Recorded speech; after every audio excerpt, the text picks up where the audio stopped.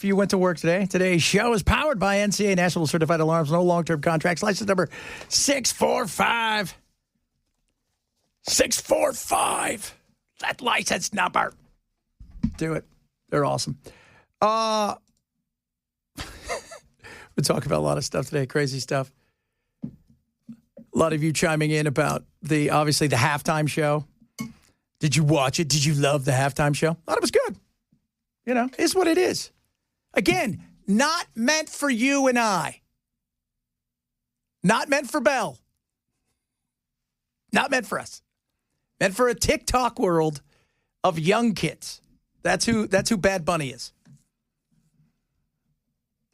That's why I laughed so hard when Mike Johnson was like, well, they should get Lee Greenwood. That was how mighty white were you on that one? It's so toned down, too. We should get Lee Greenwood. That'll be great. I was showing Belle some of the concerts, the halftime shows. There was one where Mickey Mouse came out in 91 and they were singing, right? And then the next year it was a hodgepodge of like, you know, seemed to be like Disney's themes. And then the next year was Michael Jackson. And then it was like Patti LaBelle. It's just, but this time it was Bad Bunny. He is an American. Well, he speaks in Spanish. So he sings in Spanish. He's an American. There's a lot of citizens. Yes, Jay. Chad, I've got a halftime show for you. Hey, yes, I'm back here in the dark.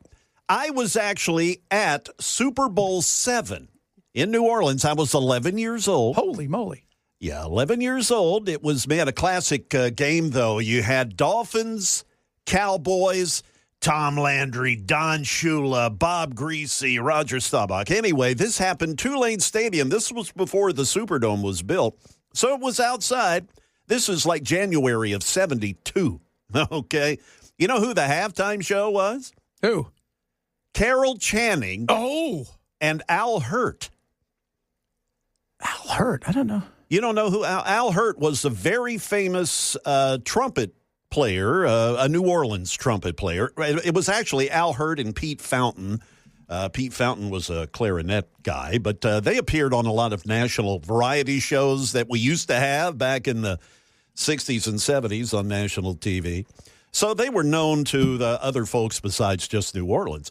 But, yeah, that was your halftime show. This is Carol Channing and Al Hurt. And so, yes, times have indeed changed. And how long was it? It was probably 12, 15 minutes. Yeah. It wasn't long 30 minutes. Yeah.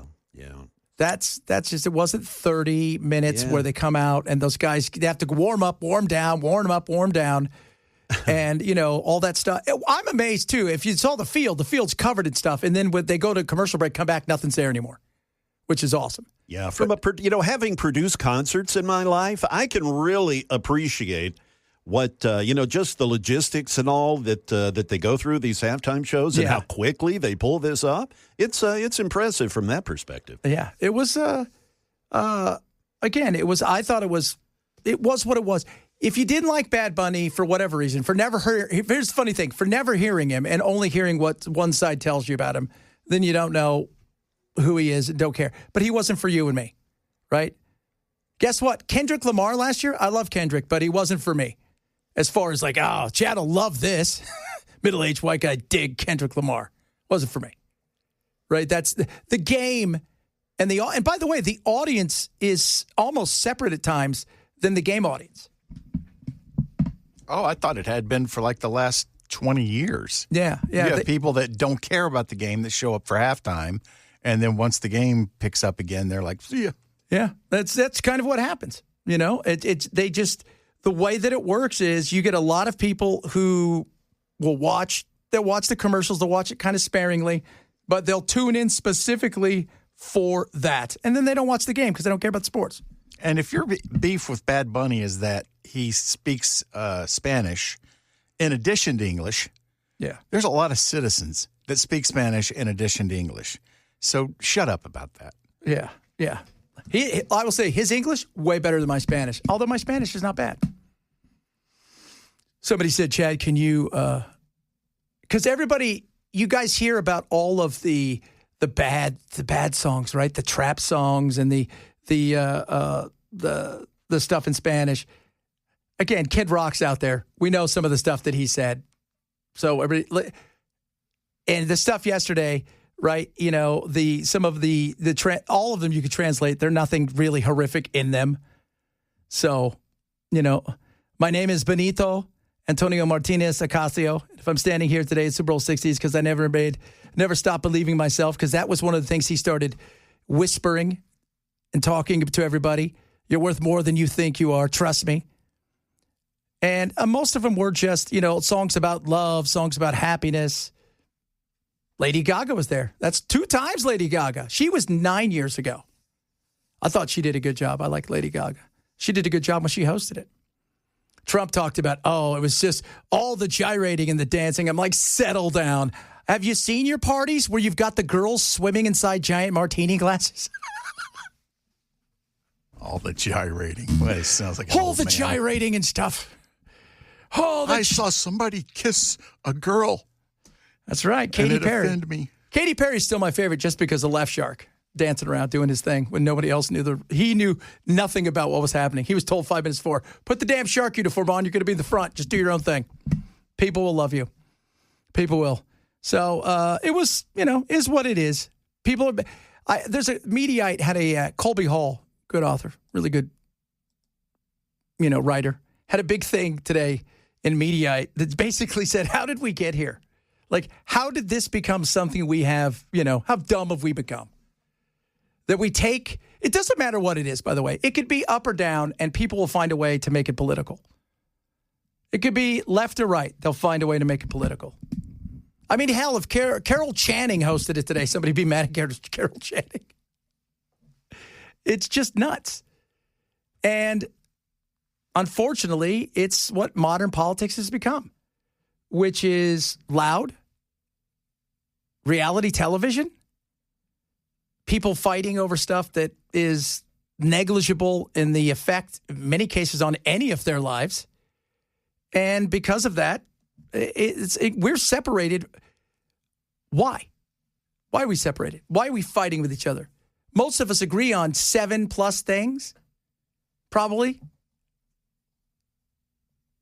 But you only see the crazies. Like, the left only sees the wackadoos in the MAGA world, right? The crazies in the MAGA world. The right is only shown the people that are the wackiest and weirdest, purple hair, and they think everybody's that way. And that's not true. It's a small group of people on both sides that the powers that be use to divide. Oh, yeah. And it's sad that we've become that way. It is. I wish we weren't. I wish we weren't that way. I wish we could actually have conversations and find nuance and come together. It's the one thing. Well, I remember when I used to travel, especially when I was younger, by myself a lot. Like, a lot. And I would travel, and you'd see somebody, like, you know, and you'd be in a place where you didn't know anybody, but you'd see somebody and have a Yankee hat on or a Dodger hat or something. And, or you know, University of Michigan or whatever it was. And oh, my God, I love Michigan. Do you like Michigan? You know, just what it brought you together. It wasn't about left or right. It's like there was a commonality there. When you lived in Europe, what was the country you went to that was the most anti-American, where you just get crap from the locals? French, but only in Paris. Really? Yeah. Outside of Paris, they're fine, but they don't speak a lot of English. And by the way, the French, they hate us the least. When I was with my English friends over there, they hate the English. That was always funny. But yeah, I would get a lot of crap in there. What was it like in Italy? Italy was nice. Now, in Germany, here's the thing. If you were playing soccer, as we were, on the field, we got a lot of crap. Well, that's just because they're so passionate about soccer. Well, yeah, plus if you're not on their team, that makes you evil. Yeah, but you know, on top of that, even on our team, right? I had to break through barriers because the hatred of because this was back at a time when, you know, you could only have a few foreigners on the thing, and they saw you as you were taking another English guy's spot. So one of my good friends, Seb, was amazing. He went over to play in Germany, and he was born and raised in Poland, but he's an American citizen. He went over to play over there He got signed to a contract. First day training with the first team, they snapped his leg on purpose. Don't take it, Germans. That killed his career? Pretty much, yeah. It took him a long time to get back, and it was crap. So you get a lot of that, but for the most part, it was okay. But the French hate everybody. They hate themselves, by the way. I don't think people realize that. They do. But Spain wasn't as bad as is now. Like now they don't want tourists, but they don't want any tourists, right? They don't care if you're Canadian or you're American they don't want any tourists in Barcelona. But some of the Eastern European countries weren't as, as friendly and stuff. But it was, again, but we all agree on so many damn things. That's the funny thing. When I talk to my friends on the left and right, there's so many things to agree on. We may differ on how to get to certain places, but for the most part, we agree. We want good schools, right? We want a solid border. I got a lot of friends on the left who were outraged at Biden's ridiculousness in the way he handled the border. Now, they may want a little bit more legal immigration than some people do, but that being said, they don't want what we had, which was, come on over, just say the magic words. I'm here to apply for asylum. Go into our country and we'll see you in 8 years when you show up maybe or don't. I mean, that was insane. So there's a lot of what we want the same, just the different on how we get there. It's also, it just stands out to me so blaringly that his constant, I need this border law passed. I don't have the powers. I can't do anything. Oh. Trump gets into office, and within 2 weeks, it's like, okay, fixed. One swipe of the pen. So I always talk about my friends who are Border Patrol agents because I lived literally on the border. If you would have left my house in my little, you come out of my, not the complex, we lived in this neighborhood, you come out and you turned left. If you turned right, you go down to the freeway and you're in onto Phoenix. And it's about, 60 miles to Phoenix. But if you turn left and you went probably a mile, you were on to the Tohono O'odham tribe, which is this is the tribe that is out there in Arizona and that is where all of the trafficking is done for the most part between Tucson and Phoenix. But after about 30 minutes, you're in Mexico. And it's a straight shoot. You're at the Sea of Cortez in 2 hours. And so everybody around me was a border agent. And they would tell me, with Trump, it was turn, send back. With Obama, turn, send back, right? If you caught them, and Obama's thing was, if you caught them within 10 miles of the border, you could turn them around and send them back, something like that. With Biden, they said we're just glorified secretaries. That was it. We're glorified secretaries. We're taking names. We're doing all this stuff. They know exactly what to say. We were glorified secretaries. Every week it was some new little thing, and it was throw the laws away. This is what we're doing now, which is frustrating. Frustrating. That's a tough job, too, to have. It is. It's a tough job. One of my good friends, he is play a lot of pickleball together. That's how I knew him. Played a ton of pickleball with all these guys. He would tell me how tough it is because you come up, especially in the summer, people are willing to try to get across, and you find a dead body, you find a dead kid in family because they couldn't get to water, and they were traveling for God knows how many days, overnight, and that's a tough thing to see, And he goes, "You're not human if you can't feel that." So, just one of those things, And somebody just texted in and said, "Look, I love the show." Right? You can be pro-ICE and still love the show that he did. And Hispanic culture, Latin culture. I love burritos, tacos. What also bothers me is, two things can be true at the same time. That these illegals have got to go, yes. Especially the dangerous ones. Absolutely. But ICE can also be abusing their authority at the same time. Yeah. I don't want anybody to get hurt, but it's always, I was in fear for my life. Well, what if I was in fear for my life and I have less training and less understanding of what to do? If I shot you, it would be murder. If you shot me, it's self-defense. It's exactly. And some of the stuff they're saying, too, should disturb us all, that we're putting your face in a database and we're going to find out. Some of this is like, what are you guys doing, right? As a citizen, you want to come down and crack on all of us, right? You walk by, they got facial recognition, they're doing certain things. Yeah, there's some issues I think we should all have there, because why? We like our freedoms. We enjoy those freedoms, and we should damn well be able to have those freedoms without the fear and the repercussion of our government stepping on our throats. All right, coming up, bunch of stuff still to get to. I want to talk about that Epstein stuff, which is so bizarre. Bill Maher and Adam Carolla had a really good conversation the other day, and it's out now. And he does this. I forgot what the name of his Bill Maher's podcast is. All I know is they drink and smoke. Yeah, it's crap. If you hadn't said it, I would have been able to. See, I always forget what it's called. Club Random. Yes, Club Random.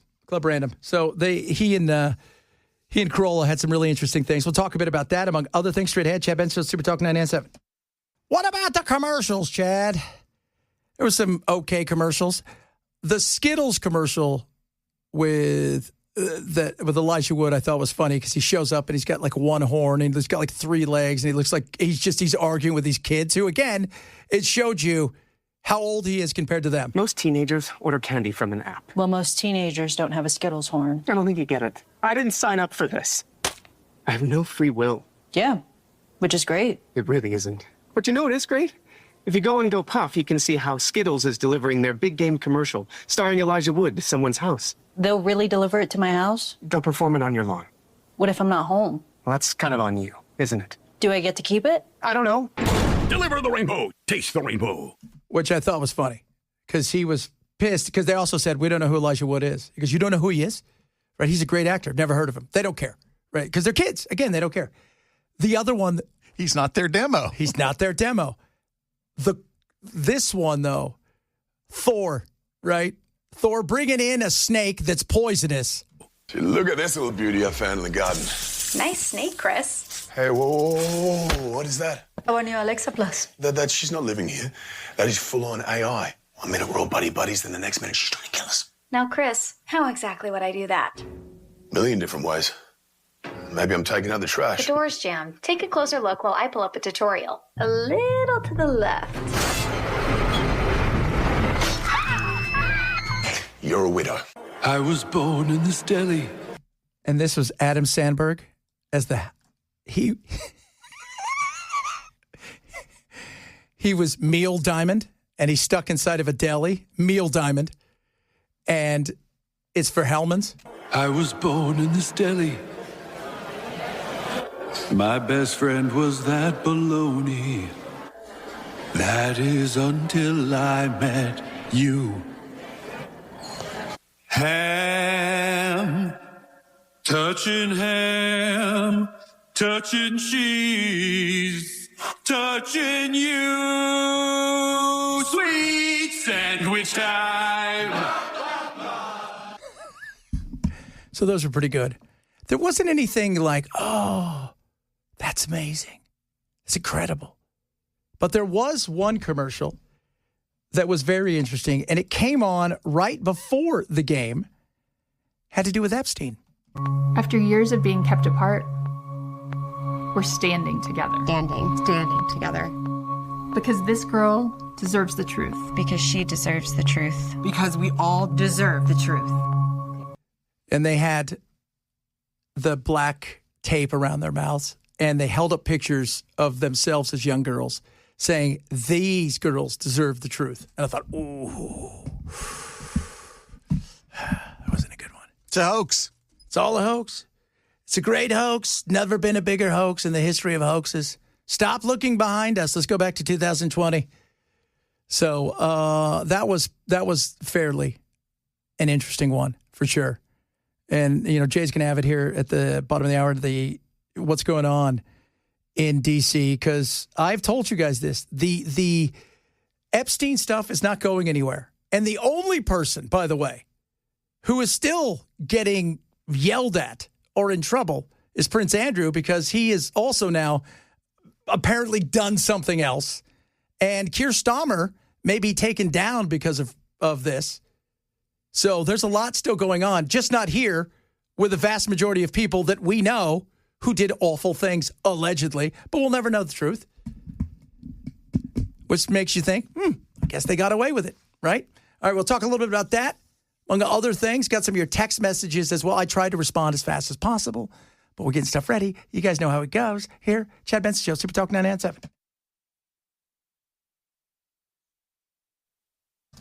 This portion of the program is brought to you by NCA, National Certified Alarms. No long-term contracts, license number 645. You know when that bumper starts? I think it's O'Reilly. O'Reilly Auto Parts. Somebody's arguing with us about, so if there's a guy that's a rapist and murderer in a crack house, Bell, and there's a kid smoking weed, do you take them all away? No, you take the rapist and the murderer away. Nobody cares about the kid smoking weed. That's more paperwork. Oh, he said the people that have just crossed the border illegally should be focused on as much as the rapist and the murderer, which is just stupid. No, the rapist and murderer need to be caught, period. And we got limited resources to work on this problem. And you want the people that have done heinous things to be punted out of the country first. Then you go back and you worry about the guy who got a traffic ticket for reckless driving. Yeah, and see, look, Minneapolis. We're sitting there talking about Minneapolis. Do I care about Minneapolis? Well, let's see. What's the goal? Is the goal to get as many people out of here as possible? Then you need to be in Texas. They have 2.1 million. You need to be in Florida. They have 1.6 million. Arizona, California. If that's the goal, is to get as many as possible. But you're not going to go into Florida. You're not going to go into Texas in a real way because, well, they're red states. Not going to do that. And Florida's an iffy thing, and Trump is already starting to feel it because he wants to get rid of, in particular, Cubans. And that is not sitting well with the Cuban population that feels like, hey, we have backed you across the board. So, but if the goal is to get out as many as possible, and is that really the goal anymore? It's so performative. And like Bell said, the limited resources is a big deal. Man, if you've only got, and we may be headed towards another somewhat shutdown. This is probably the place where it's okay for government to overspend and go into deficit spending and add more debt because we got to get rid of the illegal aliens. So let's just run it up as high as we can while we do that. And how much of that? Again, we're spread out, and there is a finite, not only finite resources money-wise, there's a finite resources of as many people that you can get to come work, who pass this test and interviews and whatnot to become part of ICE, DHS, and all that stuff. So there's a finite amount of people that we have applying for these gigs. So we're in a situation now where that's also a big issue, especially, considering, I don't even know. I've always said this. I think the left would be embarrassed if they knew how many people really came over here. And they, this is a problem, right? They would be. But what are you going to do? I mean, if we're serious about it, there's ways of going about handling this, but it's uncomfortable for the business owner because we go hard after the business. And I don't mean kind of hard. I mean hard after the business owner to the point where we're going to fine them, to the point where they're broke and bankrupt, and we'll put them out of business. And what happens? People will leave. They'd rather be broke in their own country than here. So are we serious about it, or is a lot of this just performative, which frustrates the hell out of me because I think a lot of it is performative. Very much so. And I would love to see us get this under control in a real way, get into the jails, get into the prisons, which in some places, Texas and a few other places, they're allowing these things. But you're not going to go, you don't have to go far. Go to McAllen, Texas. Just walk across the border. It's right there. They're everywhere if you want to.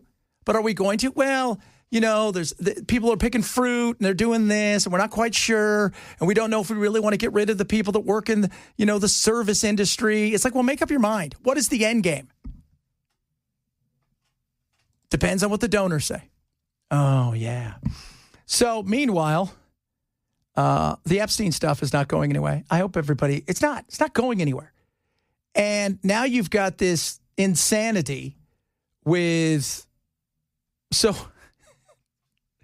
one of the things that came out in these files or whatever was they put his, so the announcement of his death was dated the day before he died, which feels a little odd. I don't know about you, but that feels a little odd. On top of that, there's a bunch of issues about they couldn't find the bed sheet or the rope that he hung himself allegedly with. You're like, wait, what? It was gone? Did it get up and walk out? Was it a snake? And most people who've seen the autopsy photos say, yeah, that's not a bed sheet. That isn't happening. That's not like a hanging kind of situation. That would be more of a rope or strangulation. Like, oh. So, but don't worry, because we don't have that. We put it in a box and it's disappeared or something of that nature. And then you know, Belle and I were laughing about the pictures of Epstein supposedly in Israel. Belle's all, did you throw a little fur on somebody's face, let their hair grow long? Kind of everybody looks the same. Well, the only thing that looked even slightly like Epstein to me was the guy's eyes from the side, and he was wearing glasses. Yeah. Wasn't he?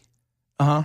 So it's like, yeah, we need another conspiracy theory. We don't have enough of those going around. Yeah. And then you've got Howard Lutnick, which is another issue that needs to be dealt with. So Howard Lutnick, of course, one of Trump's muckety-mucks, who said, oh, I only met with him once, and then I found out I had nothing to do with him. Comes to find out, you had a lot to do with him, like a business, and you're hanging out with him, all after he'd been arrested.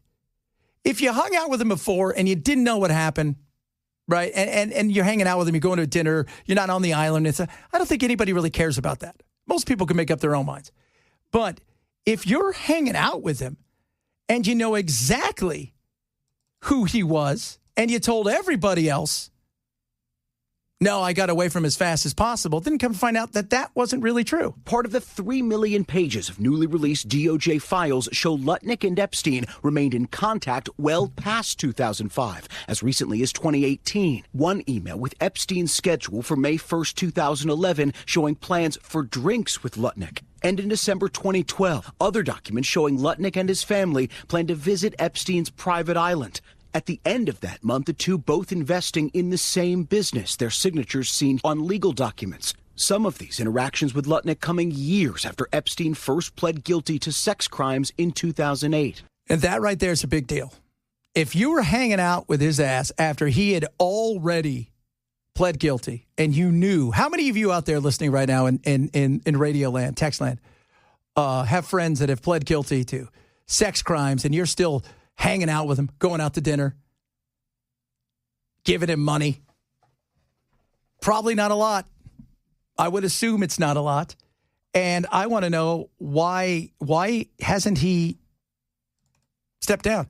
You need to go. Several lawmakers calling for Lutnick to step down, including Republican Congressman Thomas Massey, the architect of the law compelling the release of the files. He's got a lot to answer for, but really he should make life easier on the president, frankly, and just resign. Yeah, Thomas Massey. Wait a minute. He just said something pro-Trump? Thomas Massey? Yeah.